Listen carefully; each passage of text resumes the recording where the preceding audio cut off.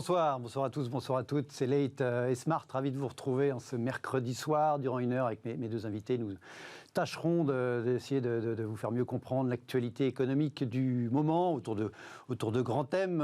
Ce soir, on va être très économie générale un petit peu, et on va notamment beaucoup s'intéresser à la France. Alors autour de deux axes majeurs. D'abord le premier, c'est autour de la question des impôts.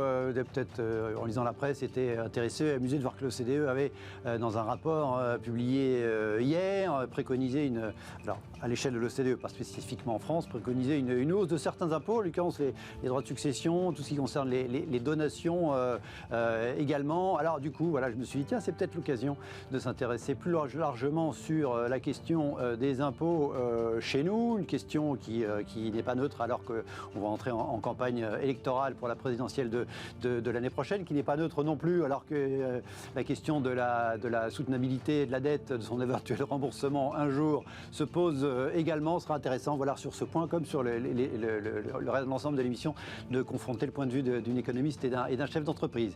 Dans la deuxième partie de l'émission, on s'intéressera toujours autour de l'économie française, en l'occurrence sur la question du marché du travail et de l'emploi. L'emploi qui repart, ça s'est acté et constaté par tout le monde, et reste quand même une interrogation sur l'impact de tout ça sur le taux de chômage. Il n'y a pas forcément un lien immédiat et évident entre les deux. On verra pourquoi et on verra ce à quoi on peut s'attendre, encore une fois, du point de vue des entreprises et du point de vue de la recherche économique sur le sujet, pour ce qui est de l'emploi en France et du taux de chômage, on va dire dans les 12, dans les 24 mois qui viennent. Donc sommaire sérieux, mais des thèmes importants, chargés, dont on va parler avec Hélène Botchon. Bonsoir. Bonsoir. Vous êtes économiste du groupe BNP Paribas. Thibaut Bechtoil, bonsoir. Bonsoir. Vous êtes chef d'entreprise et président de Croissance Plus, donc le mouvement patronal. Et puis par ailleurs, je dis chef d'entreprise, vous êtes également investisseur. J'aurai peut-être l'occasion de vous demander vos points de vue sous les deux casquettes. Merci en tout cas à tous les deux d'être à mes côtés. Tout de suite, pour entrer dans le vif du sujet, la question apéritif autour de la publication ce matin par la Commission européenne de ces nouvelles prévisions de croissance dans l'ensemble de la zone.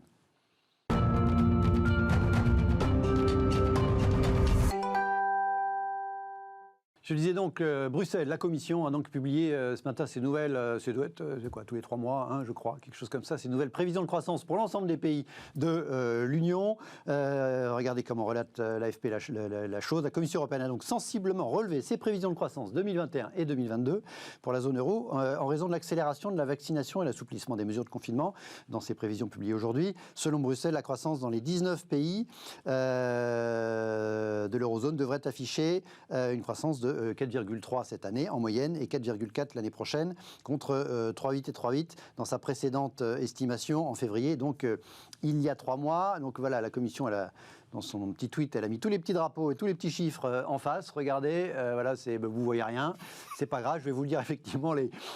En tête, c'est l'Espagne, 5,9. La France est deuxième avec 5,7. On est dans les prévisions.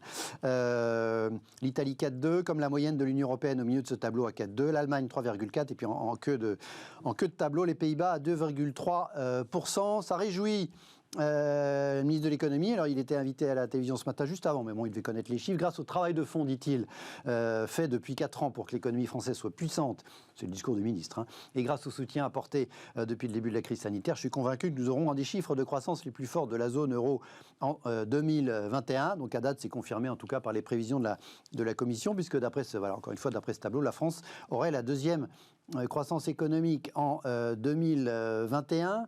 J'ai écrit là en thème pourquoi la croissance rebondit fort. Est-ce que c'est juste parce qu'on a plus plongé l'année d'avant? Ou est-ce qu'il y a des mérites particuliers à ce rebond? Est-ce qu'il y a un effet, mécanique? On a été pas une des plus fortes, mais quand même plutôt dans le moins 8 et moins 8,2 en 2020 pour ce qui est en l'espèce la décroissance donc, du PIB de la France. On rebondit très fortement. Est-ce que c'est juste un effet élastique entre guillemets, ou est-ce que le ministre a raison de dire que c'est depuis ses efforts depuis 4 ans et le soutien apporté aux entreprises dans la crise? Le fait est que j'avais envie de rebondir sur ce sujet en pointant tout d'abord, oui, l'effet rebond, l'effet élastique, le fait que la France affiche en prévision un taux de croissance significativement élevé en 2021 s'explique pour partie par le fait qu'en 2020, on a accusé l'une des chutes les plus importantes aussi de la zone euro. Donc il y a clairement un côté mécanique dans ce rebond, mais ça n'enlève rien, on va dire, à la bonne nouvelle. Le rebond, il est quand même... Il faut toujours prendre les bonnes nouvelles quand elles arrivent. Je suis sûr que le chef d'entreprise sera d'accord. Il est quand même impressionnant. En plus, moi, j'aurais envie de penser que cette prévision de la Commission européenne est atteignable. Ma propre prévision est même un peu plus élevée, donc je pourrais presque dire que la Commission européenne pêche par excès de prudence. Sachant que le ministre, il avait revisé la sienne à la baisse. Il était à plus 6, il était passé à plus 5. À plus 5, tout il est à toujours fait. Officiellement à plus 5, d'ailleurs, à Bercy, je crois. En lien, en fait, avec les nouvelles mesures de confinement dont on s'attendait à ce qu'elles impactent assez négativement l'activité en avril et dont il s'avère que l'impact n'est pas aussi négatif que ce qu'on pouvait craindre. Et on va dire dans la mécanique des chiffres derrière cette croissance annuelle attendue pour 2021, la possibilité d'avoir un chiffre plus élevé encore que celui attendu par la Commission européenne repose sur le deuxième trimestre. La Commission européenne aujourd'hui attend une légère contraction du PIB français, 0,4% après plus 0,4 au T1. Avril-mai-juin. Avril-mai-juin, c'est ça. Et ensuite, donc, un rebond fort au T3 et un peu moins fort au T4. Donc, tout ça, ça amène à 5,7. Mais imaginons que le T2 ne soit pas négatif comme l'anticipe la Commission européenne. Et moi, ça me paraît probable que le chiffre ne soit pas négatif. On pourrait avoir, enfin, en supposant que le reste de l'année, le second semestre... Et reviser les plus 6. Voilà, tout à fait. Qui était l'objectif. Pourquoi encore une fois, il y a l'effet mécanique. Quand on parle de mesures de soutien qui auraient leur part dans ce rebond, les mesures de soutien, elles étaient là en 2020. Donc pourquoi, avec plus ou moins les mêmes mesures de soutien, on a plutôt plus chuté que les autres en 2020 et on rebondirait plutôt plus en 2021 ? Alors sur le rôle des mesures de soutien, je dirais donc en 2020, elles ont quand même contribué à amortir le choc. C'est vrai que c'est pas l'impression que ça donne avec une chute du PIB d'un peu plus de 8%, mais elles ont quand même contribué, pardonnez-moi l'expression, mais à limiter la casse. Et elles ont aussi, me semble-t-il, contribué à mettre en place les conditions de la reprise, en fait, en préservant du côté des ménages au niveau agrégé leurs revenus disponibles et du côté d'un grand nombre d'entreprises leur trésorerie. Et donc, l'outil productif, le capital productif, le capital humain a été plutôt bien préservé pendant la crise et de ce fait, ça permet de pouvoir enclencher une reprise sur des bases un peu moins difficiles. Et j'ajouterais en fait en 2021 et les années au-delà, l'effet positif attendu du plan France Relance. Là, on n'est plus dans les mesures d'urgence, on est dans les vraies mesures de relance pour le coup. Donc il y a d'investissement. Donc il y a une combinaison de ces deux types de mesures de soutien. Thibault, l'analyse économique, c'est beaucoup des chiffres, mais bon, c'est pas ce qu'il y a de plus concret, les chiffres, même si ça permet de se comparer. Ce qui est toujours important, l'économie, c'est aussi du concret, c'est du chiffre d'affaires, c'est du résultat pour les entreprises. Est-ce que vous sentez ces bonnes nouvelles d'ores et déjà, au sens où le rebond en France, il y a l'effet mécanique, mais encore une fois, pas uniquement. Est-ce que vous sentez ce vent positif qui soufflerait dans les voiles des entreprises françaises, puisque l'essentiel du PIB, c'est encore les entreprises, même si la sphère publique est importante chez nous. Oui, alors en fait, l'analyse, elle est, et d'autres l'ont dit avant moi, c'est très micro-sectoriel en fait. C'est-à-dire c'est secteur par secteur, entreprise par entreprise, qu'on juge un peu de la santé en fait des entreprises. Nous, chez Croissance Plus, on a tous les secteurs. On a des industries, on a des gens qui sont dans la tech, l'informatique, l'événementiel et la restauration. Donc vous voyez, on a un peu tous les cas de figure. Donc ceux-là, ces derniers sont quand même très très pénalisés, réfléchissent d'ailleurs à des choses très intéressantes d'un point de vue opérationnel. Comment est-ce qu'on peut réouvrir, par exemple, une société dans l'événementiel Upscotch a fait récemment une annonce de presse avec une société qui s'appelle Socotec, un spécialiste justement de la compliance, des mesures de sécurité, etc. Donc chacun, en fait, utilise sa créativité, son énergie pour essayer de repartir. Et le cas échéant, d'ailleurs, ce que vous réinventez un peu son modèle, quoi, Exactement. Donc nous, par exemple, très concrètement, on s'est posé la question, on a un grand événement tous les ans, le Spring Campus, avec 300 entrepreneurs, d'habitude fin mars ou début avril. L'an dernier, il n'a pas eu lieu. Cette année, on l'avait pris en avril, on l'a reporté. Et là, on est en train de tenir la date du 8 au 10 juillet. Et Hopscotch qui nous aide va effectivement nous accompagner avec. Donc des choses très très concrètes. Ah oui, 10 juillet, normalement ça passe. Ouais, ça passe. C'est avec peut-être un pass sanitaire aussi, mais compte tenu du fait que c'est un événement de plus de 1000 personnes. Par certains, donc voilà. Et après, il y a beaucoup d'entreprises qui vont très bien, franchement. Là, j'étais récemment avec un chef d'entreprise qui est dans la partie supervision IT, infrastructure cloud. Bien évidemment, eux, c'est vraiment une des grosses croissances. Ils font 50% de croissance. Et puis, entre les deux, on a des gens qui sont dans l'industrie, qui ont comme client Airbus, etc. C'est pas la cata non plus. Il y a des baisses de 10% de chiffre d'affaires. Donc, on voit un petit peu tous ces cas de figure.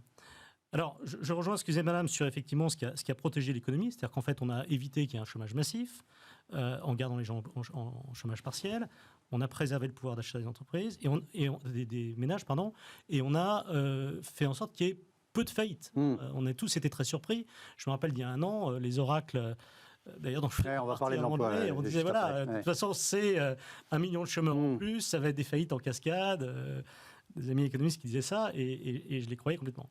Donc ça a été préservé. Maintenant, le vrai sujet, en fait, et on en parlera peut-être un peu plus, c'est le sujet des fonds propres. Donc, on sort de la crise avec un état des lieux qui est ce qu'il est pour les différentes entreprises en fonction de leur secteur, mais tout en fait... Une dette privée, une dette des entreprises qui est aussi, comme l'État a augmenté. Voilà, et donc la dette, c'est quelque chose qui est en fait, si vous voulez, l'impact de la croissance des prochaines années. C'est-à-dire que plus on a d'argent à rembourser, moins on aura d'argent à investir de manière évidente dans des nouveaux programmes de R&D, des nouveaux produits, etc. Et donc ce sujet des fonds propres, c'est un sujet que nous, on prend à bras-le-corps. On a d'ailleurs fait des choses avec Rexecode. On a écrit des papiers sur une proposition qui serait des actions de croissance.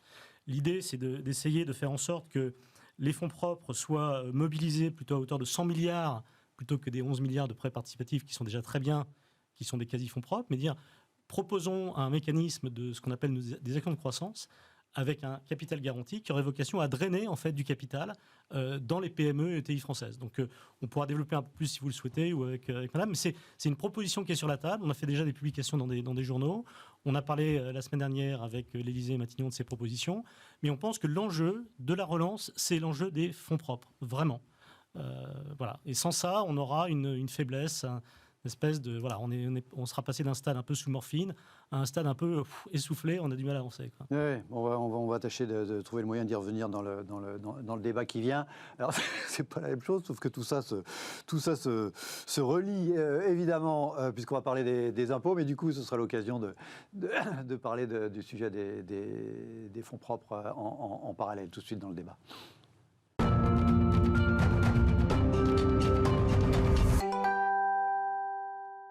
Les impôts, donc, j'ai eu envie de parler des impôts ce soir en lisant ces papiers ce matin dans le journal à l'occasion d'une publication d'économistes de l'OCDE. Regardez ce papier dans les Échos. L'OCDE plaide pour taxer davantage les successions. Alors on voit ça, on se dit hausse d'impôts. Bon, c'est à l'échelle de l'OCDE, donc c'est pas spécifiquement en France. Ils insistent sur la logique et la faiblesse en moyenne dans l'OCDE des recettes tirées des impôts sur les successions et donations par rapport à d'autres. Voilà, en moyenne dans l'OCDE, c'est 0,5% de la totalité des recettes fiscales. Vision à propos du même rapport, un petit peu différente du Figaro Écho, qui nous dit la France se situe juste derrière la Corée et la Belgique pour les droits de succession. Donc là, insistant sur le fait que chez nous, les droits de succession sont quand même très sensiblement plus élevés en moyenne que dans le reste des pays de l'OCDE, ce qui est souvent le cas quand même en matière de fiscalité. Et semble-t-il que pour ce qui est du cas de la France, le sujet de l'assurance vie, nous dit là encore de nouveau le quotidien Les Échos, serait dans le viseur, mais on sait que c'est un sujet extrêmement touchy en France que le sujet de l'assurance vie, dans la mesure où il y a quand même 1400 milliards d'euros investis là-dedans, que c'est donc une part absolument majoritaire de l'épargne des Français, et que dès qu'on touche à la fiscalité de l'épargne, évidemment, en termes d'impact sur l'opinion et certaines classes d'électeurs, c'est jamais facile. Je voulais élargir le sujet au-delà de cette question de l'impôt sur les successions. J'ai écrit le sujet des hausses d'impôts se posera-t-il, Hélène, parce que à plein d'égards, au-delà du contexte de campagne électorale que j'évoquais, contexte en France que j'évoquais tout à l'heure dans le sommaire de l'émission, on a quand même la petite musique de cette dette qu'il faudra un jour rembourser. Et quand on entend le ministre nous dire c'est la croissance qui remboursera la dette, quand on regarde un petit peu le parcours des 40 dernières années, on se dit qu'on n'a jamais réussi à rembourser la dette avec de la croissance, même quand on avait de la croissance en France. Donc se dire, c'est un petit côté, demain on rasera gratis. Et du coup, a fortiori à l'occasion de cette crise sanitaire, avec des situations chez certains difficiles, on a quand même vu, y compris chez les libéraux, y compris chez des gens entre guillemets de droite, etc., une idée, voilà, peut-être de façon exceptionnelle, il faudrait relever les impôts pour... Bon. De façon très générale, si je vous dis la question, le sujet des hausses d'impôts se posera-t-il en France, vous me répondez par un oui ou par un non. Je rappelle que le ministre et Bruno Le Maire, que je citais tout à l'heure, il insiste sur le fait que la question ne se pose pas. L'économiste... Question très difficile et très délicate, parce que si je suis les propos du Premier ministre, Bruno Le Maire, pas encore, du gouvernement en général, du président de la République Emmanuel Macron, il ne souhaite pas utiliser le levier des impôts pour rééquilibrer les finances publiques lorsqu'il sera temps de procéder à ce rééquilibrage des finances publiques. Mon hésitation à vous répondre par un oui ou par un non, un peu... non, mais je préfère que vous hésitiez, parce que sinon l'émission serait trop courte. Elle serait plus courte une fois que vous... Donc au moins, ça donne des occasions d'argumenter. Aujourd'hui, on a le gouvernement qui communique beaucoup sur ce sujet quand il sera temps de recommencer à rééquilibrer les finances publiques. On n'utilisera pas le levier des impôts, on passera uniquement par les économies budgétaires. Il y aura un effet croissance aussi, évidemment, mais comme vous l'avez souligné, la croissance ne suffira pas. Même si, et d'ailleurs, pour preuve, cette année... Sur le papier, elle pourrait, mais en France, on n'y est jamais vraiment arrivé. Ça ne suffira pas, parce que là, la masse de la dette accumulée est trop importante. Donc, c'est certain qu'il faudra faire des efforts en matière d'économie budgétaire. La question, si elle se pose, je dirais non, et de manière franche, pas pour 2021, ça c'est clair. D'une manière, le budget, il a déjà été voté pour cette année, et c'est pas dans le budget rectificatif qu'on attend que... Je pense que l'idée viendra. 2022, année électorale, c'est rare qu'on augmente les impôts avant les élections. Alors peut-être que le sujet sera abordé pendant les élections. Sûrement. Voilà. Par certains en tout cas. Et ensuite, effectivement, ça dépendra du gouvernement qu'on aura, du président de la République et du gouvernement que l'on aura. Supposons c'est Emmanuel Macron et supposons qu'il continue sur cette communication. Non, on n'utilisera pas ce levier. Bon, peut-être qu'on peut le croire, mais ça paraît quand même difficile de n'en passer que par les économies budgétaires, parce que le déficit budgétaire 2020, 2021 et même les années d'après, il est quand même énorme. Oui. On va y revenir. Je voudrais l'opinion, le sentiment du chef d'entreprise, du président de Croissance Plus. Est-ce que vous achetez les propos du ministre de l'économie, du chef de l'État quand ils vous disent non, pas de hausse d'impôts à l'horizon, alors qu'il y a une ambiance, une espèce de Biden mania qui semblerait justifier les hausses d'impôts. Ils ne portent pas du même niveau. Et voilà, qu'est-ce que vous dites? On va y passer quand même un jour, pas forcément sur les entreprises, peut-être en tant que particulier aussi. Il y a plein de types d'impôts. On creusera le sujet tout à l'heure. Non, mais si vous voulez, les dépenses publiques, c'est de l'impôt. Voilà, donc finalement, le débat et la question, cette question que vous posez... avec tout le respect que je vous dois, elle est relativement peu intéressante. C'est vraiment la question de quand est-ce qu'on prend à bras-le-corps le sujet des dépenses publiques. Et nous, on pense qu'il y a des leviers qui relient le premier sujet que j'évoquais tout à l'heure des fonds propres. On prend par exemple... Les dépenses publiques, si je peux me permettre, c'est de l'impôt, c'est de la dette. Pour la France, c'est quand même beaucoup de la dette, les dépenses publiques. Si on regarde les dépenses publiques, l'État, il a quand même mis 260 milliards d'euros de dette l'année dernière. Il va réémettre 260 milliards d'euros de dette cette année. Donc globalement, il finance ses dépenses publiques, y compris son plan de relance, avec de la dette.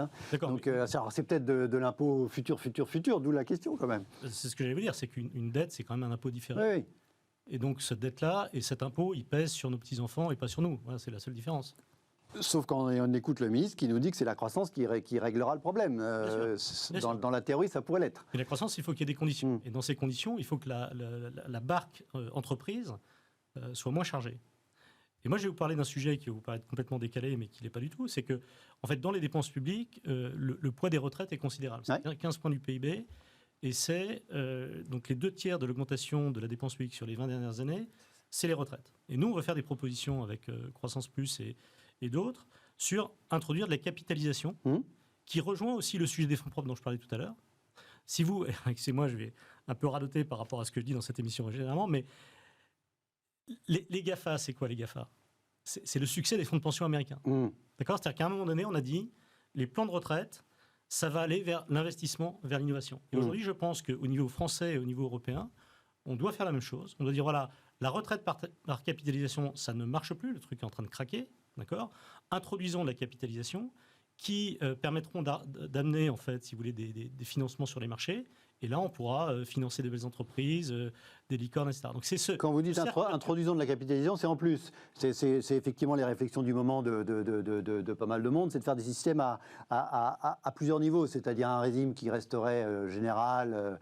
Non, nous on propose en fait une capitalisation pour tous. C'est-à-dire que ce serait bien évidemment majoritairement en répartition, mais introduire une part de capitalisation qui est beaucoup plus efficace.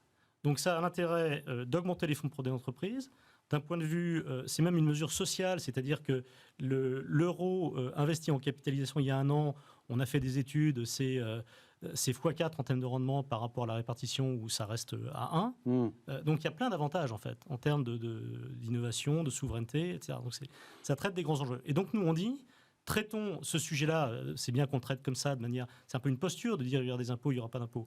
Le vrai sujet, c'est comment est-ce qu'on veut traiter stratégiquement ce sujet de la dépense publique, qui est quand même un peu le cancer de la société française.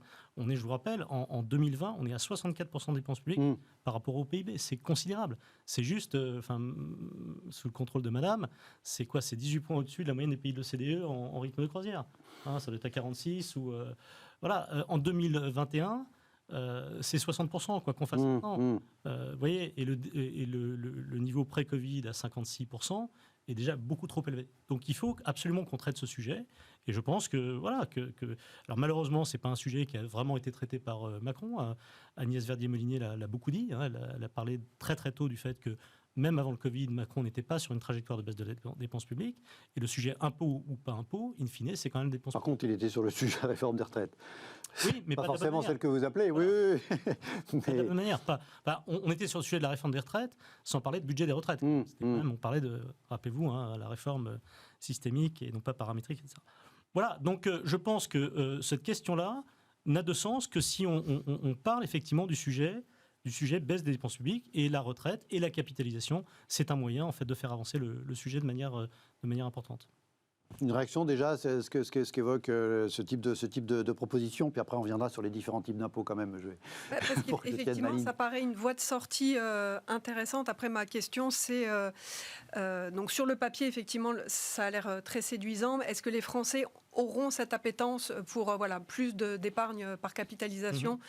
C'est là que j'ai un doute. En même temps, est-ce qu'il n'y a pas un frein culturel? Parce que des produits d'épargne à investir en actions, alors c'est à relier à la retraite, c'est un petit peu différent, mais on sent bien qu'il y a quand même, en tout cas chez un grand nombre de nos concitoyens, un frein culturel, non? Il n'y a pas une grosse appétence pour on va dire la prise de risque, l'investissement en actions. Ça qui rejoint le sujet de l'assurance vie d'ailleurs, que j'évoquais tout à l'heure. Est-ce que vous savez quelle est la catégorie d'employés français qui utilisent à fond la capitalisation? Les fonctionnaires. Les fonctionnaires. C'est les fonctionnaires. Oui. Il y a une caisse qui s'appelle l'ERAF. Et donc les fonctionnaires sont alimentés, je dirais, en partie par la capitalisation. Et donc ça marche. Donc c'est pas une question de... Après, c'est une question de système. C'est-à-dire qu'il faut qu'il y ait un gouvernement, si le gouvernement élu en 2022 prend à bras le corps le sujet, il peut dire, voilà, maintenant le système, ce sera plus 100% répartition, ce sera X% répartition, X% capitalisation. Et après, ce sera un produit qui sera amené effectivement à l'entreprise, mais qui sera beaucoup plus efficace. En fait, quand on regarde les pays qui ont utilisé ces systèmes-là, en termes d'efficacité sur la dépense publique et de rendement en fait pour les futurs retraités, ça n'a strictement rien à voir. Donc voilà, donc c'est une voie de sortie, comme dit Madame, en tout cas une solution qui sort un petit peu du débat stérile, parce que finalement votre question c'est quand est-ce que la dette va être payée. Si on considère que la dette va être payée, c'est-à-dire que si on sort du débat, la dette on peut l'effacer, etc., la dette va être payée, la question c'est quelle génération la paye. Mais elle existe, et c'est de l'argent que vous devez à quelqu'un à un moment donné. Voilà. Donc nous, notre proposition, c'est ça. Enfin, une des propositions, c'est ça. Qui permettrait donc, pour boucler avec la question qui est écrite en bas de l'écran, qui permettrait de réduire des dépenses publiques et donc de ne pas justifier ou en tout cas de ne pas nécessiter une quelconque hausse d'impôt ni du côté des particuliers ni du côté des entreprises. C'est bien ce que j'entends. Est-ce que vous imaginez qu'on est déjà champion du monde sur ces sujets, à la fois pour les entreprises et pour les particuliers? Est-ce que sur l'impôt sur les sociétés, vous êtes convaincu que la trajectoire qui avait été annoncée de le faire baisser l'IS à 25, elle sera tenue? En fait, c'est marrant, mais je pense que le vrai sujet, c'est les impôts de production. L'IS, c'est quand on a gagné de l'argent et quand on a du profit. Quand on a baissé les impôts de production de 72 milliards à 62 milliards, c'est une bonne avancée. On a quand même 62 milliards qui pèsent encore sur les entreprises qui n'ont pas encore gagné un euro de bénéfices, on va dire.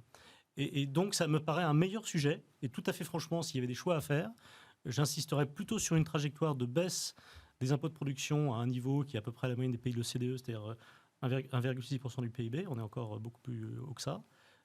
Que sur la partie impôt sur les sociétés. C'est bien, mais quitte à renoncer à la baisse annoncée, promise, je ne sais pas quoi, en termes de trajectoire de la baisse de l'IS. Il y a des choix à faire, peut-être. Ouais. Peut-être. Donc ça, c'est un point important. C'est plus efficace économiquement. Vous seriez, de votre point de vue macro, Hélène? Alors là, sur l'industrie, sûrement. L'industrie, les services aussi. Hein. Il y a plein d'impôts de production. C'est un mot valise maintenant, mais il y a plein d'impôts de production, notamment la CVAE, qui représente 24 milliards et qui, c'est surtout en fait une taxe sur la valeur ajoutée. En fait. Ils vont payer quel que soit le résultat de l'entreprise. C'est souvent ce qui ressort dans les analyses économiques sur la fiscalité française et le poids des impôts qui pèsent sur les entreprises en France. C'est le poids des impôts de production ressort souvent comme plus handicapant que l'IS. Et comme vous le dites, c'est un peu le double, le double de la moyenne de l'Union européenne, je pense, sur les impôts de production. On est un peu 1,6 et nous on est à combien? On doit être à 5 points. C'est un peu le triple. Ouais, plutôt le triple. Par rapport à la main, c'est plutôt le triple. Ouais. Malgré le mouvement de baisse qui était pour le coup dans le plan de relance, qui était parce que les 10 milliards que vous évoquiez, c'est 2 fois 10 milliards, ça avait été présenté comme 2 fois 10 milliards sur 2 ans, ça avait été présenté comme 20 milliards dans les 100 milliards du plan de relance, on s'en souvient bien, il y avait une petite manip là-dessus. Exactement. Donc et là d'ailleurs, est-ce que ces moins 10 milliards-là, ils étaient dans le plan de relance, est-ce que pour vous c'est acquis qu'ils ne reviendront jamais dans les budgets 22, 23 ? Oui, j'espère. Mais en tout cas, on l'a compris comme ça. Donc oui. Peut-être qu'on a mal compris. D'accord.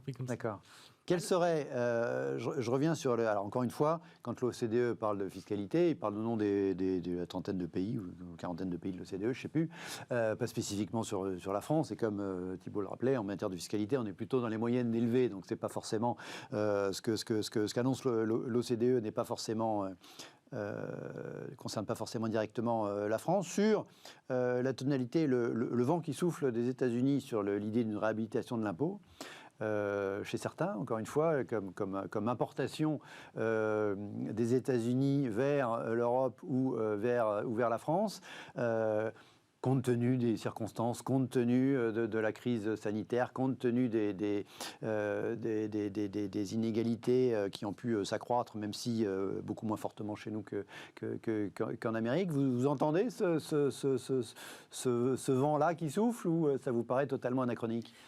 Mais ou géographiquement inadapté par rapport à la situation des... Tout dépend de la situation de départ. Je crois que mais compte tenu de la situation de départ chez nous. Donc nous, notre niveau de prélèvement obligatoire en France est très élevé. Mais est-ce qu'au sein de sont loin derrière nous, donc ils augmentent les impôts, et alors que, à la limite pour nous rejoindre, la question ou les propositions avancées par Joe Biden aux États-Unis, à mes yeux, ne valent pas pour la France, dans la mesure où la situation n'a absolument rien à voir. C'est les US qui viennent vers nous, plutôt, qui convergent, on va dire, vers nos niveaux de fiscalité, plutôt que la question dans l'autre sens ne se pose pas. On ne va pas encore augmenter des impôts qui sont déjà réputés très élevés. Est-ce qu'au sein de la grosse enveloppe des prélèvements obligatoires, il y aurait, encore une fois, d'un point de vue économique, des arbitrages à faire par impôt, c'est-à-dire des impôts qui pourraient être plus efficaces que d'autres, ou que certains qui seraient peut-être trop élevés, mais d'autres où on pourrait peut-être avoir une marge de manœuvre qui serait économiquement plus efficace en termes de recettes, avec des effets négatifs moindres, je ne sais pas. En fait, moi, j'aurais une préférence, je vais peut-être dire une généralité, mais j'aurais une préférence, on va dire, pour une grande simplification de la fiscalité française. J'aime beaucoup l'idée d'élargir la base fiscale, aussi bien du côté de l'impôt sur les revenus que l'impôt sur les sociétés. Donc élargir la base fiscale pour pouvoir abaisser les taux marginaux d'imposition. Du côté de la fiscalité des personnes physiques, on pourrait imaginer, voilà, à la limite que tout le monde paie un peu d'impôts. C'est le cas aux États-Unis. Il n'y a pas des premiers dollars quasiment on paie de l'impôt. En France, 55% des Français l'année dernière n'ont pas payé d'impôt sur le revenu. Ça ne veut pas dire qu'ils ne payent pas d'impôt, mais sur le revenu, ils n'ont pas payé. J'aurais vraiment une préférence pour une solution de ce genre-là. Voilà, élargir l'assiette de la fiscalité pour éventuellement pouvoir baisser certains des taux marginaux d'imposition, simplifier au passage considérablement la fiscalité. Et alors j'espère ne pas dire de bêtises, mais que pour élargir cette assiette, en fait, ça passe notamment par on va dire un rétrécissement des niches fiscales et de tous les dispositifs d'optimisation fiscale qui peuvent exister, qui peuvent être intéressants pour stimuler certains investissements, placements, investissements. Mais je pense qu'en France, voilà, il y a trop de complexité là-dedans. Et, alors c'est peut-être un vœu pieux, c'est utopique, mais j'ai l'impression que ça pourrait être le plus efficace à mes yeux. Alors évidemment, il y a toujours aussi la possibilité de lutter contre la fraude fiscale. Je n'ai pas les chiffres en tête, mais on peut imaginer que ça peut être... Enfin, ceci dit, le fisc... c'est des dizaines de milliards, sauf que oui, on dit toujours que... Sur ce front-là. Mais bon, il y a toujours peut-être d'autres choses à faire là-dessus. Et sur l'optimisation fiscale, les travaux de l'OCDE sont super intéressants. Alors, pas forcément ceux sur la fiscalité des successions et donations, mais ils travaillent aussi beaucoup sur une harmonisation des taux d'IS à l'échelle du monde. Et là, ils ont reçu un coup de booster de Joe Biden. Exactement. Ouais. Et pour le coup, les propositions de Joe Biden sur ce front-là, on peut peut-être se rejoindre et faire avancer ce sujet-là, parce que ça évoque aussi un sujet qu'on avait déjà évoqué lors d'une précédente émission, c'est comment moderniser aussi la fiscalité qui pèse sur les entreprises dans le monde d'aujourd'hui, avec les entreprises multinationales qui cherchent à optimiser, je ne pense pas dire une bêtise, donc comment faire en sorte que tout le monde paye un impôt plus juste. Est-ce que ça suffira Les propositions américaines, c'est pas tout le monde, c'est que les 100 plus grosses boîtes du monde. Donc effectivement, c'est quand même très concentré sur des très très très grosses multinationales. Sur la question très rapidement pour terminer et clore temporairement ce chapitre, Thibault, sur la question des successions. Chez les libéraux, on dit qu'effectivement l'impôt sur les successions, c'est au contraire, il est plutôt vertueux. À l'inverse, l'impôt sur le revenu ou sur les sociétés, qui là effectivement alimente une première génération et plus injuste. Quel regard vous avez effectivement, parce que les successions pour les entrepreneurs c'est un sujet absolument majeur, quand l'OCDE plaide pour taxer davantage les successions au niveau de l'OCDE, pas spécifiquement en France, mais sur le principe. Sur le principe, moi je pense que je crois que vous le disiez tout à l'heure, l'impôt sur la succession en France est déjà assez élevé, et personnellement je trouve que c'est dommage d'amputer le capital qui peut servir à un moment donné sur des tas de choses intéressantes pour l'économie, au titre d'investissement, etc. Donc, tout à fait franchement, quand j'entends ça, je suis assez sceptique sur le fait de rajouter des impôts en France, alors que sur tous les plans, on est à peu près les plus élevés du monde. Et sur l'impôt sur les successions, je crois que quand vous avez des taux un peu prohibitifs, quand vous avez une succession hors de la... L'excédent de la famille, directe, c'est 60%. Je sais pas si on peut après, c'est totalement confiscatoire. Donc, je ne serais pas favorable à ce genre de débat ou discussion, clairement. D'accord. Et surtout qu'il me semble que le gouvernement avait évoqué plutôt l'inverse, l'idée inverse, d'alléger les impôts sur, alors, je sais pas, succession, donation. Les donations, pour les petites donations, pour faire en sorte faire tourner le capital, et au même motif que l'OCDE pour réduire les inégalités, mais faire en sorte que l'argent ne reste pas bloqué. C'est ça, absolument. Donc c'est vraiment. Là, c'était plus une logique d'inégalité générationnelle, parce que du coup, si le grand-père donne à son petit-fils 20 ou 30 000 euros, globalement, ça reste dans la famille en termes d'inégalité. Top 10%, bottom 10%, ça ne change probablement pas. Oui, mais pas ça fait tourner l'économie, donc c'est quand même quelque chose. À un moment donné, ça sert à quelqu'un. Ça a une vertu effectivement donc, économique, c'est sûr. Ça peut aller. Quelqu'un qui, effectivement, d'un milieu favorisé va acheter un service de quelqu'un, ça le fait travailler, ça fait rentrer des revenus. Donc, il y a quand même une vertu économique qui est indéniable. Et d'ailleurs, pendant le premier confinement, on avait fait des propositions sur justement avoir des franchises de succession pour ce genre de donations. Type la fameuse donation Sarkozy qu'on avait connue, je crois, en 2008. Et ça, on était favorable à ce genre de schéma. Oui. Mais bon, on en parle, ça fait des semaines qu'on dit qu'il y a un truc dans les tuyaux du gouvernement sur les donations, mais ça ne sort pas. Je pense qu'effectivement, ils doivent estimer que c'est peut-être politiquement compliqué pour les raisons qu'on évoquait. À suivre, restez avec nous, on marque une courte pause, on se retrouve dans un instant. On va parler de l'emploi en France et du lien entre emploi et taux de chômage.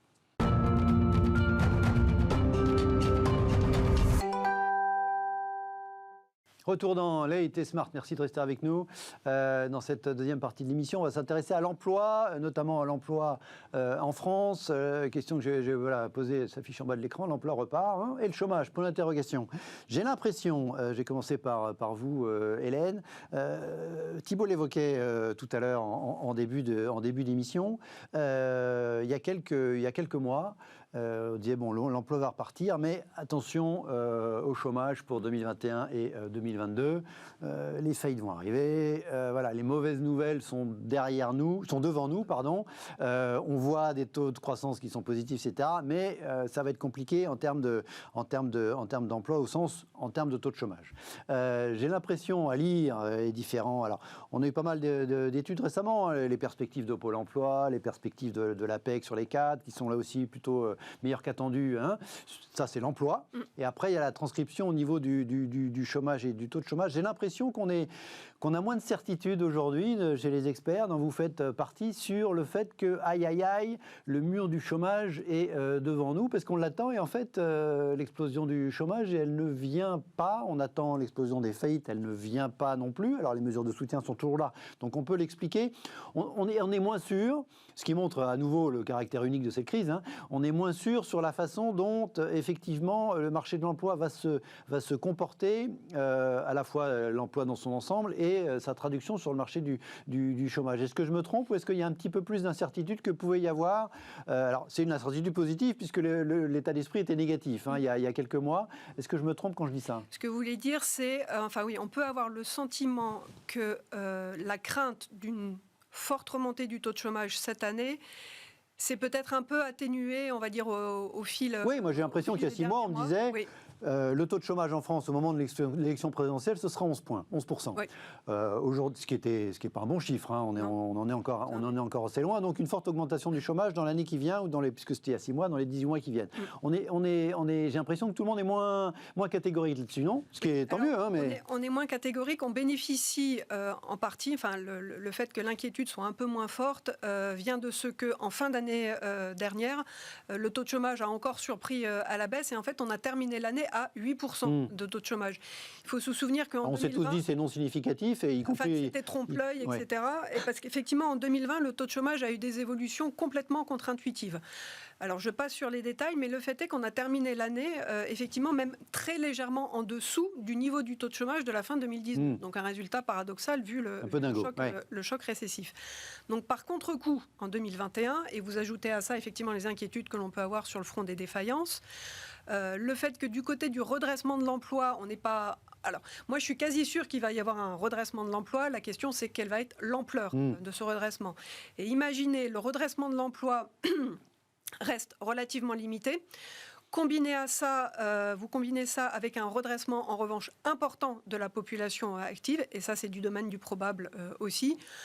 Et vous avez à ce moment-là, effectivement, une hausse assez importante du taux de chômage. Et les prévisions aujourd'hui... Quand vous dites redressement important de la population active, c'est pas pour des questions démographiques. C'est des gens qui n'étaient plus en recherche d'emploi, qui redeviennent en recherche d'emploi parce que paradoxalement, l'environnement est meilleur.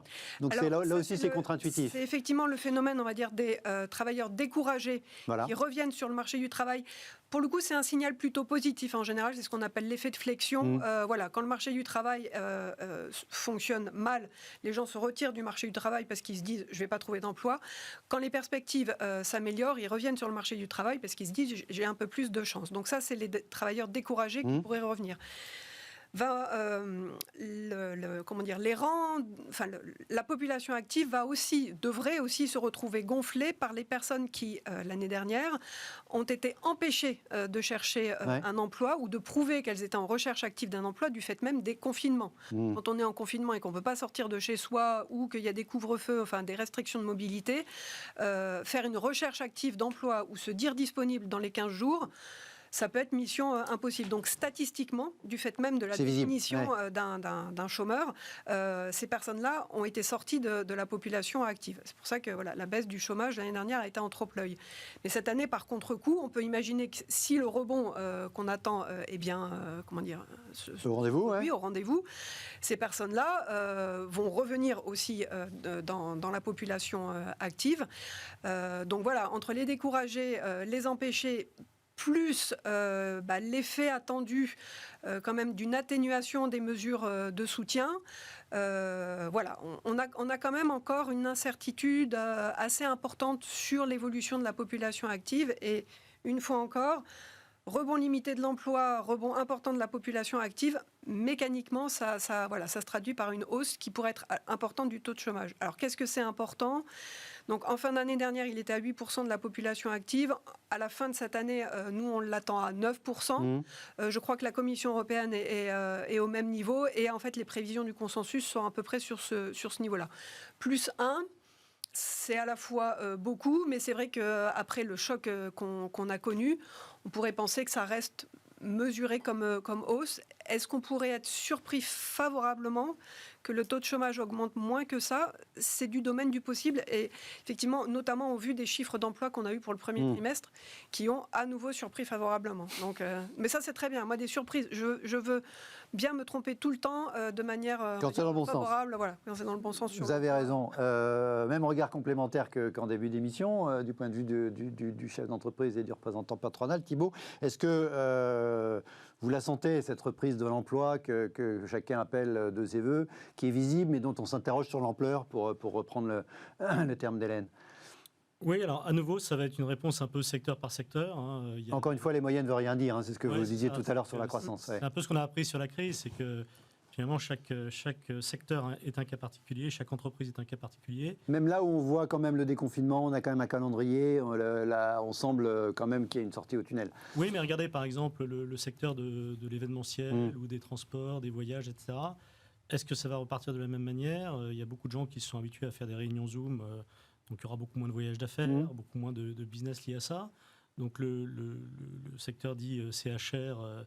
Café, hôtel, restaurant, oui. Voilà, sera à mon avis quand même un peu impacté sur le long terme. Et donc j'en reviens un peu au sujet que j'évoquais en début d'émission, c'est qu'à un moment donné, il faut effectivement se poser la question des fonds propres, de renforcer les entreprises pour qu'elles soient solides pour repartir, parce qu'il y aura effectivement pas mal de secteurs qui seront fragilisés. Donc voilà un peu mon analyse, mais c'est vrai qu'on est très loin de ce qu'on disait il y a un an, où on disait mécaniquement, enfin, je me rappelle un économiste que je ne citerai pas parce que j'ai beaucoup de respect pour lui, mais qui disait, voilà, 10 points de PIB, c'est 1 million de chômeurs en plus, quoi qu'il arrive. En fait, c'est pas le cas, parce qu'effectivement, on a eu toutes ces mesures de soutien, etc. Donc, je suis optimiste sur les secteurs, les entreprises dont on a parlé, qui s'en sortent très très bien aujourd'hui, mais il y a des secteurs qui sont fragilisés et un peu durablement quand même. Je pensais à une grande société d'événementiel qui a quand même tenu le choc avec le chômage partiel, mais qui a quand même sur 1000 employés sorti déjà pas mal de monde. Vous voyez, ce genre de cas de figure, c'est quand même assez fréquent. Assez courant. On parlera tout à l'heure des faillites. Je voudrais revenir avec vous, Hélène. Vous avez commis une note sur le chômage et l'emploi, le marché du travail français, il y a quelques jours, et vous démarrez par un graphique qui compare la situation en France et en Amérique. Je voudrais qu'on l'affiche, taux de chômage respectif français et américain. J'adore toujours les comparaisons. En plus, c'est sur plus de 20 ans, sur 25 ans. Donc, on voit à la fois que, bon, alors sur le passé, qu'on est toujours un petit peu en retard par rapport à l'Amérique, avec des ampleurs évidemment moins grandes. Ça n'étonnera personne chez nos téléspectateurs. On sait qu'il y a des stabilisateurs et que globalement les mouvements sont moins importants à la hausse comme à la baisse chez nous par rapport aux États-Unis. La tendance aux États-Unis, même si ça stagne un peu, vous parliez tout à l'heure des travailleurs découragés, des travailleurs empêchés, etc. Est-ce que c'est une situation qu'on voit partout ? Il y a un ralentissement de la baisse du chômage aux États-Unis aussi, alors que les chiffres de croissance sont encore plus impressionnants que les nôtres, alors que les annonces de relance budgétaire sont encore plus impressionnantes que les nôtres. Est-ce qu'il y a des frictions aussi du même type? On dit, tiens, regardez cet autre graphique mis en avant par Denis Ferrand de Rexecode que vous évoquiez tout à l'heure, Rexecode Thibault. Ça, c'est la part des entreprises américaines qui disent rencontrer des difficultés à pourvoir un ou plusieurs postes de travail. On est, alors là, c'est sur 40 ans, on est à un record historique. C'est-à-dire qu'il y a aussi, c'est quelque chose qu'on dit souvent en France, l'inadéquation entre l'offre de travail et la demande. Manifestement, c'est pas que chez nous, puisque les Américains eux-mêmes, à un niveau de plus de 40%, des entreprises américaines, des petits business, je crois que ça concerne, disent ne pas trouver. Donc on voit c'est quand même compliqué de faire un lien entre la croissance économique et le taux de chômage. Il y a plein d'éléments entre les deux, quoi. Vous en citiez quelques-uns, mais... C'est clair que là, la crise de 2020 a fortement perturbé les relations économiques habituelles qu'on peut avoir en tête entre croissance, emploi et taux de chômage. Aux États-Unis, par rapport aux difficultés de recrutement qui sont rencontrées aujourd'hui, alors je sais qu'en France, on va dire, des informations un peu similaires au travers des enquêtes de l'INSEE. Ouais. Il y a aussi des difficultés de recrutement, notamment dans le bâtiment. Ceci dit, ces difficultés de recrutement existaient avant même la crise de... Oui, c'est pas nouveau. C'est un secteur qui était déjà en tension. Et c'est vrai qu'elles peuvent paraître assez, on va dire, étonnantes, ces difficultés de recrutement, alors même qu'on a encore un chômage élevé, que la croissance n'est pas vraiment repartie. Mais aux États-Unis, je me demande si ça ne vient pas du fait même, enfin, de la manière dont le marché du travail s'est ajusté, c'est-à-dire que on va dire le libre jeu de la flexibilité du marché du travail américain a été, on va dire, complètement opérationnel. Il n'y a pas eu de chômage partiel comme en France. Et donc, eux, aujourd'hui, ont peut-être plus de mal, je l'espère, que nos entreprises françaises n'en auront demain, parce que les entreprises françaises, pour la plupart, elles ont conservé leur main-d'œuvre. C'était justement tout le principe du chômage partiel de préserver la relation de travail. Donc, quand l'activité repartira en France, les personnes pourront à nouveau solliciter. Normalement, tout le monde est là. Tout le monde répond à l'appel. Après, c'est vrai que ça peut dépendre des secteurs, comme vous le soulignez. Certaines personnes ont pu décider de quitter leur entreprise pour se reconvertir. Et c'est pour ça qu'on s'interroge quand même un petit peu sur d'éventuelles difficultés de recrutement quand tout redémarrera. Dans la restauration notamment, où c'est des métiers difficiles, c'est ce qu'on dit beaucoup. J'imagine que vous confirmerez effectivement que comme c'est des métiers difficiles, ça a peut-être été l'occasion pour beaucoup de gens de s'interroger sur est-ce que je continue, sachant que en attendant... Alors, pour ceux qui vivaient effectivement pour boire, là pour le coup ça n'a pas été compensé par l'État, mais pour ceux qui étaient salariés, ça a quand même été largement, même si ce n'était pas à 100% pour tout le monde, compensé. La question des faillites, vous vous moquiez d'économistes qui annonçaient 1 million de chômeurs en plus tout à l'heure. La question des faillites qui reste à un niveau... alors on n'a pas les chiffres du deuxième trimestre par définition, même sur les premiers mois de l'année, on voyait qu'on était encore, en tout cas jusqu'à fin février, on était encore très en deçà du niveau moyen de faillite en France. Est-ce que, je parlais du mur du chômage tout à l'heure, est-ce que le mur des faillites aussi, il est encore devant nous? Ou alors qu'il était annoncé, celui-là aussi, peut-être qu'on pourrait passer à côté, ou en tout cas le traverser sans encombre? Finalement, c'est un sujet sur lequel on a moins parlé de ça, mais le PGE a joué un rôle tout à fait important. Et toutes les entreprises ont pris un PGE, certains par précaution, certains parce que c'était absolument nécessaire. Et effectivement, si ce PGE joue son rôle, il aura vraiment évité cette myriade de faillites dont on parlait à l'instant.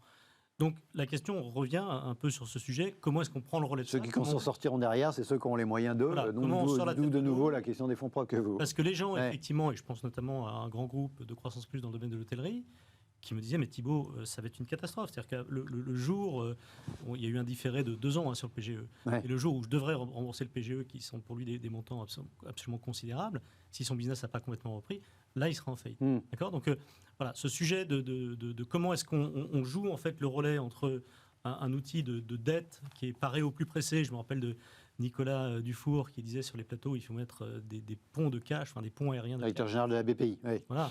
Et comment est-ce qu'effectivement on prend le relais par des fonds propres, etc. C'est vraiment une question essentielle en fait pour le gouvernement aujourd'hui, je pense. C'est cette gestion à la fois de remboursement dans la durée du PGE, trouver des nouvelles. Alors, il y a les prêts participatifs, mais ce que vous nous expliquez, c'est que ça ne va pas suffire, qu'il faut aller plus loin, et en termes de montant, et en termes de mécanisme. C'est votre proposition de fonds propres avec des actions de croissance, nous disiez-vous tout à l'heure. Donc, trouver des nouveaux mécanismes pour faire cette transition entre le remboursement des fonds propres du PGE, tout en renforçant ses fonds propres et être capable de poursuivre l'aventure, l'investissement, et donc de conserver ses effectifs, voire de les renforcer, tant qu'à faire. Oui, c'est ça. D'autant que moi, je ne suis pas un technicien de la finance, mais prêt participatif, quand vous voyez en fait le prêt participatif, parce qu'il y a différentes versions possibles, on peut conditionner des remboursements aux résultats, etc.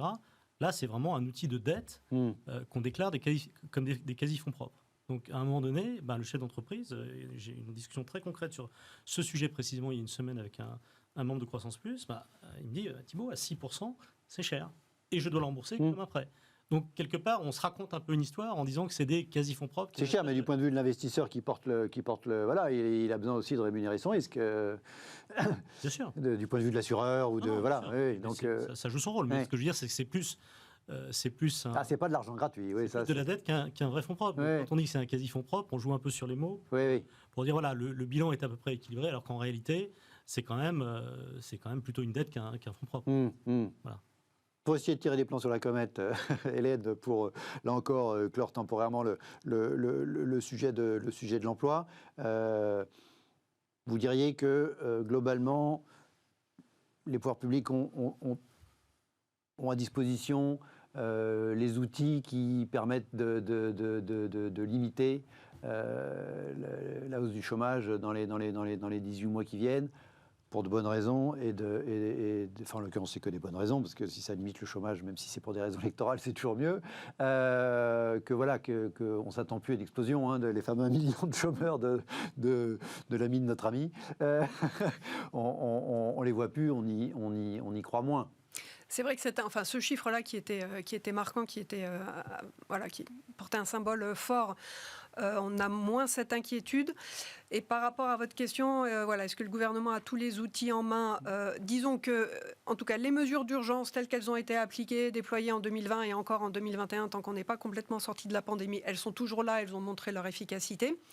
Et on sait qu'elles ne seront, on va dire, retirées que progressivement à mesure que l'activité repartira. Vous ajoutez à ça les éléments du plan de relance, donc qui prendront le relais. Et moi, en fait, j'aurais envie d'insister, et ça boucle sur le premier sujet.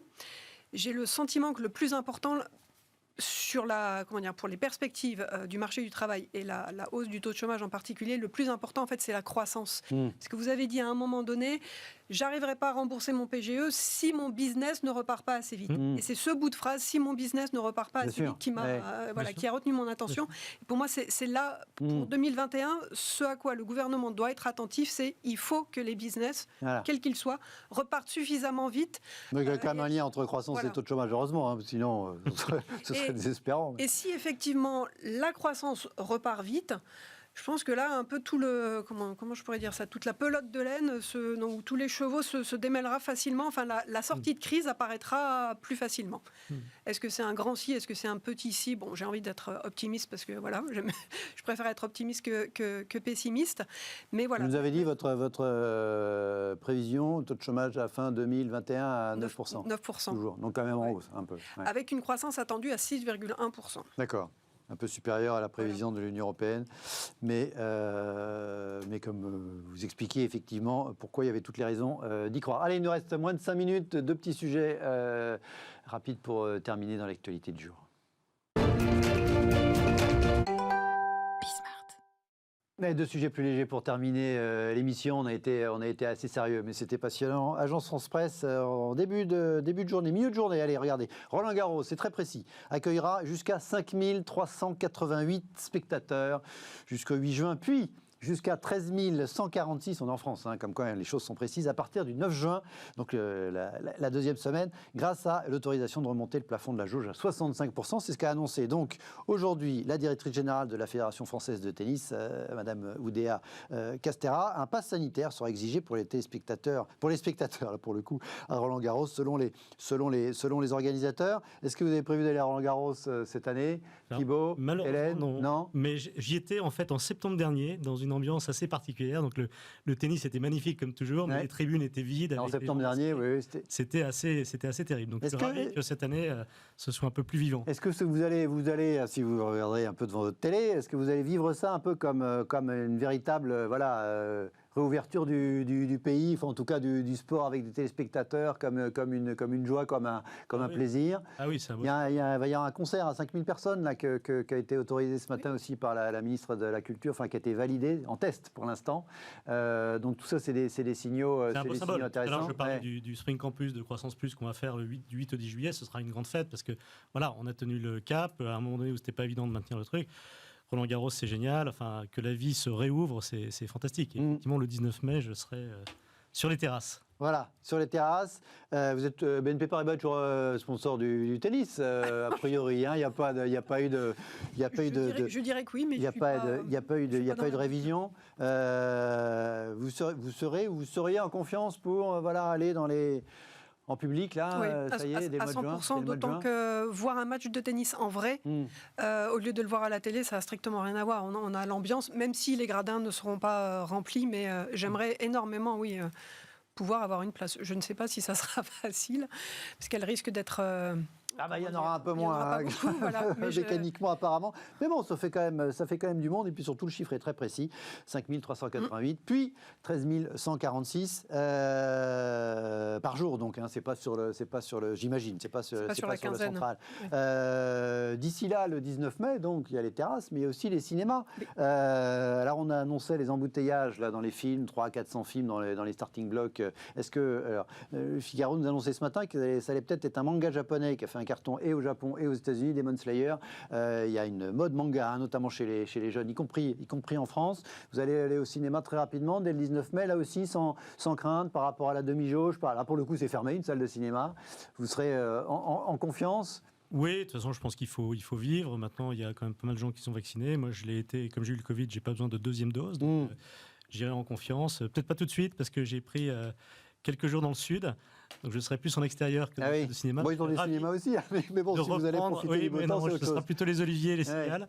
Je serai ravi de reprendre le chemin des salles de cinéma. Donc le 19 mars, ce sera plus terrasse que salle de cinéma. Hélène, le 19 mars, mais plus cinéma que terrasse. Le choix est difficile si je pouvais tout faire en même temps.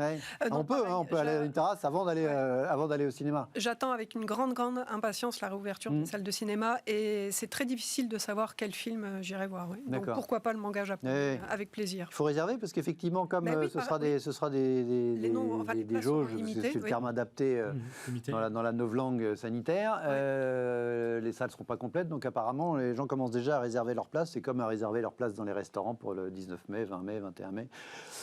Il faut être prévoyant, mais vous irez au cinéma. Ah, clairement. C'est noté. Vous viendrez nous faire part de votre expérience du cinéma post-déconfinement. Merci à tous les deux d'avoir été à mes côtés ce soir. Bon 19 mai et l'un et l'une et l'autre, puisque j'imagine qu'on se reverra plutôt un petit peu après. Merci à vous. Très bonne soirée. On se retrouve pour ce qui me concerne lundi avec... un week-end un peu élargi, et ce sera le cas, c'est un certain nombre de gens sur cette chaîne, mais on sera fidèle au rendez-vous la semaine prochaine. Merci à vous, très bon week-end à ceux qui ont la chance de partir quelques jours. Très bonne soirée.